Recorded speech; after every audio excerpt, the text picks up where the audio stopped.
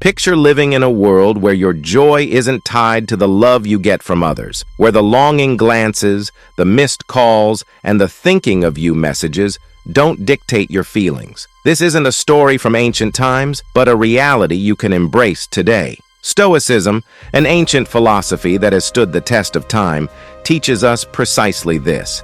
It empowers us to find inner peace and happiness regardless of our external circumstances. But how does this relate to wanting someone to miss you? In the realm of love and relationships, we often crave the attention and affection of others, believing that external validation is key to our happiness. Yet, Stoicism introduces a counterintuitive approach. By focusing on self-improvement, fostering emotional independence, and appreciating the present moment without attachment, we inadvertently become more attractive and, ironically, more likely to be missed. In today's video, we delve deep into the Stoic way of living and loving. By embracing the principles of Stoicism, we can enrich our lives and transform our relationships in unexpected ways. Stay with me as we explore how to make them miss you, not by playing games or strategizing every move, but by becoming a beacon of self-sufficiency and contentment. As always, your support means the world to us.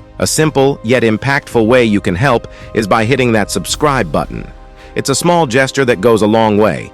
Please stay with us throughout the entire video, as every part has been carefully crafted to guide you towards a more fulfilling and stoic way of living. In our quest for happiness and fulfillment, it's incredibly easy to fall into the trap of seeking external validation. We often measure our worth by the reactions, opinions, and attention we receive from others, especially in personal relationships. But what if I told you there's a more empowering, enduring path to happiness? The Stoic Path teaches us to focus on what's within our control, our thoughts, actions, and reactions, while accepting what we cannot control, which includes the feelings and behaviors of others. This doesn't mean becoming indifferent or emotionless.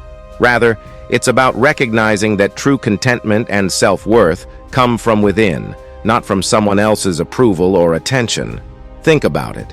When we hinge our happiness on being missed or desired by someone, we give away our power. We become reactive to their actions or lack thereof, which can lead to a roller coaster of emotions. However, Stoicism offers us the tools to step off this ride. By cultivating virtues such as wisdom, courage, justice, and moderation, we build a strong, resilient character that finds joy in self-growth and personal achievements. This doesn't mean we should isolate ourselves or stop caring about others. Stoicism doesn't advocate for emotional detachment, but for emotional resilience. It encourages us to form healthy, meaningful relationships based on mutual respect and understanding, not on neediness or dependency. Moreover, by prioritizing self-improvement, we naturally become more intriguing and attractive to others. People are drawn to individuals who are confident, passionate about their pursuits, and content with themselves. So ironically, the less we focus on making someone miss us, the more likely it is to happen,